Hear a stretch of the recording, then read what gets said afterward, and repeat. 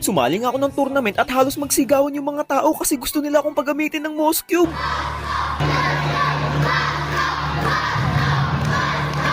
Kagabi kasi biglang may nag-aya sa akin ng tournament, 5 versus 5 daw. Oras na, nakalabo ko na isa sa inyo eh. Di kasi boss, sinali ka kasi namin sa tournament eh. Bukas na kasi gaganapin yan eh. Nilista ka na namin sa barangay namin eh. Baka pwede ka na maglaro. Dapat nagsasabi kayo pag isasali niyo ako sa tournament. Tsaka hindi naman tayo magkakakilala eh. Wala boss, kasi nakalista ka na. Hindi kami makakalaro pag di ka naglaro boss. Oh, tapos parang pinaparating nyo, pampakompleto lang ako sa team nyo. Alam nyo, nag-1v1 yung ano ko ngayon, tapos sayayain nyo ako ng tournament. Paano yan? Pagbigyan mo lang may boss. Oo, ngayon lang naman kasi boss eh. Wala na eh. Wala na kaming isa eh. Ikaw na lang yung hinahanap namin, tsaka ikaw yung nakilala namin dito eh.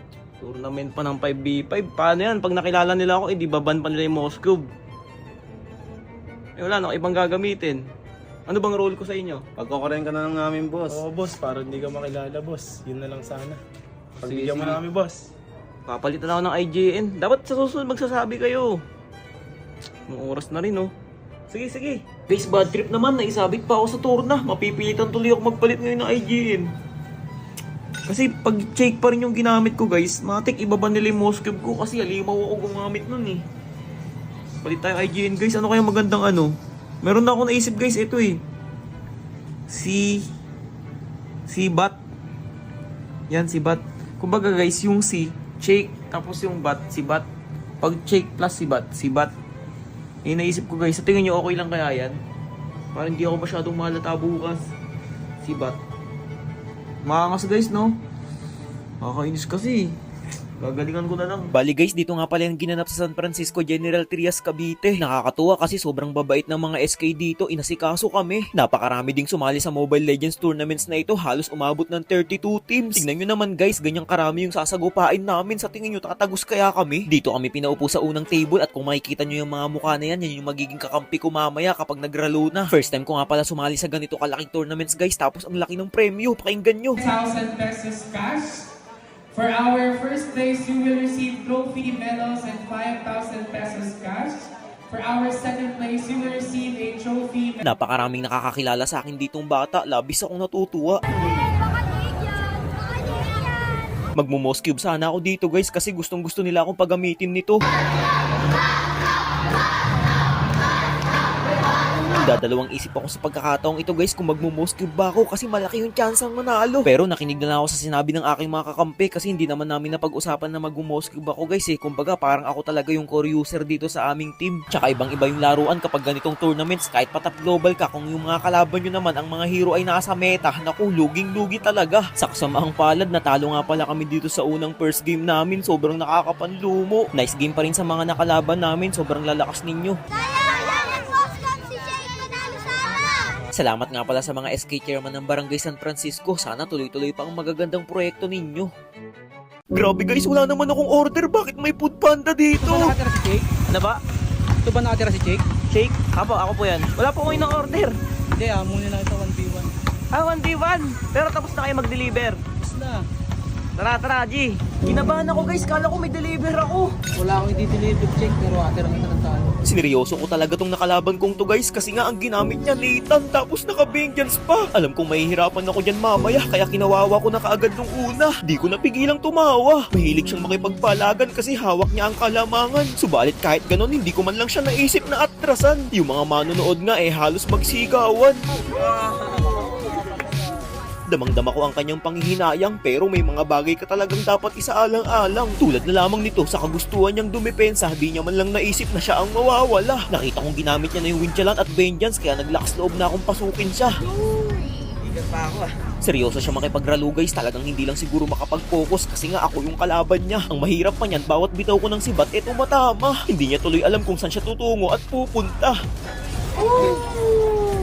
Sa totoo lang guys, napakahirap talaga kalaban ng Nathan kapag tumaba na. Kaya bawat segundo hindi ko inaaksaya. Hinahanap ko talaga siya saan mang lupalop ng mapa. At kapag siya ay nasa pool na, lulusubin ko nang walang takot at pangamba. Ngunit napakaswerte niya sa puntong ito kasi nga nagawa ko pa siyang patakasin. Pero kung aking gugustuhin, kayang-kaya ko sana siya dong pitasin. Napagtanto ko kasi na hindi sa lahat ng sandali kailangan kong pilitin. May tamang panahon para siya ay lustayin. Syempre ang iniisip niyan umalis na ako pero ang hindi niya alam babalik ako sa kanyang teritoryo. Dahan-dahan ako naglakad papunta papunta sa kanya. Kailangan ko kasing makadikit upang sa ganun ang aking sibat ay kumapit. Hindi makapaniwala sa ginawa ko yung mga bulinggit sa pagpipigil ng tawa pinipilit. Kung iniisip nyong tapos na yung laban, nagkakamali kayo kasi meron pa akong malupit na bibitawan. Sa loob ng 20 segundo makakabalik na ulit siya. Kaya naman inihanda ko na ang aking pinakamalaking sorpresa. Wag na wag nyong gagayahin tong gagawin ko guys ha, kasi kapag nagkamali kayo dito, pwede pa kayong matalo. Ang mga nakakagawa lang nito ay mga pro katulad ko. Kung hindi kaya, wag na lang subukan kung ako sa inyo. Bali guys, lugi naman talaga ako dito sa hero. Talagang na-earlyhan ko lang siya. Kita nyo ngayon, tinatayuan ko na lang sa labas ng base niya. Mabubuhay na siya sa loob ng 3 segundo, kaya labis na akong naghanda. Dapat maging arelto at agresibo sa kahit anong dumating na dilema. Yung kaba niya dito, damang-dama ko, kaya nag-isip muna ako ng mabuti at ginamit ko ang aking talino. Nagpaikot-ikot na muna ako hanggang sa kumalma siya. Nang mawala na yung tension sa aming dalawa, dun na ako nakapag-isip-isip upang sibatin siya. Pero guys, kahit akin siyang tinamaan, hindi ko basta-basta hinit. Pinauwi ko muna siya at dun na siya tuluyang naglaho at nawala. Baka check yan, grabe no, wala man lang sumablay sa mga ulti kong binitawan.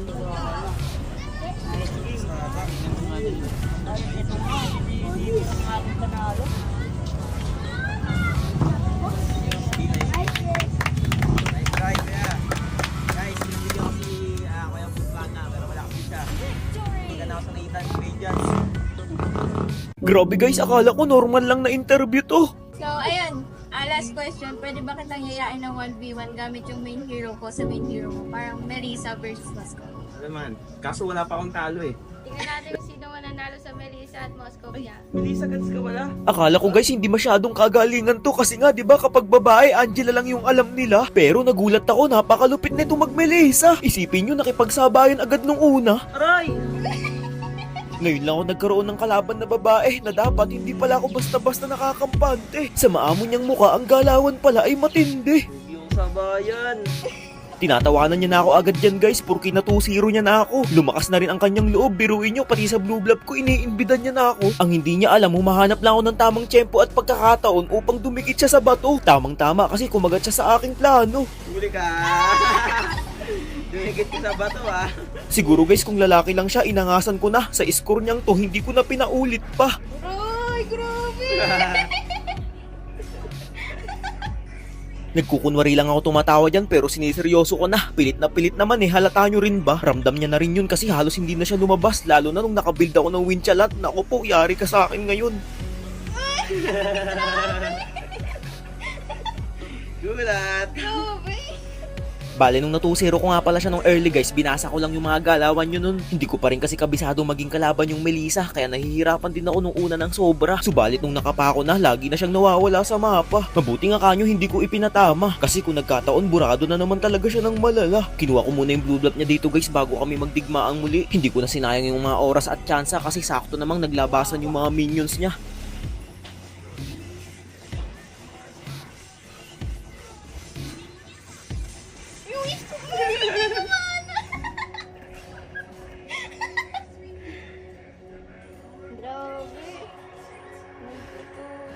At ayun na nga guys, sa tingin ko hindi niya na kayang depensahan yan kasi nga napakarami ko ng mga minions na nagdatingan. GG!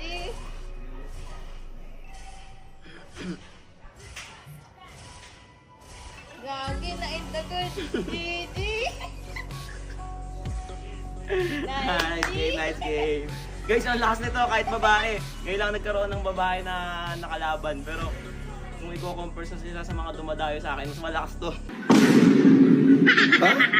Kapag hindi pa tapos yung laban, wag na wag nyo akong niyayabangan agad. Ang tindi ng mga to, lumamang lang sa tore, panay na ang TP. Siguraduhin nyo lang na sa late game, meron kayong silbi. Kung makikita nyo guys, kahit may sanib akong Angela, talagang hindi ko kaya. Paano ba naman, mga level 9 pa lang kami, sila mga level 12 na. Tapos nire-recolan na lang kami sa muka. Ang mali pa nilang ginawa, yung pinagmukha nila akong gaya-gaya. Idol ko daw ba si Jake Mag-Moskov, di nila alam, ako naman talaga to. Hanggat maaari, hindi kami lumalabas ng tore, inaantay namin silang mag-asin.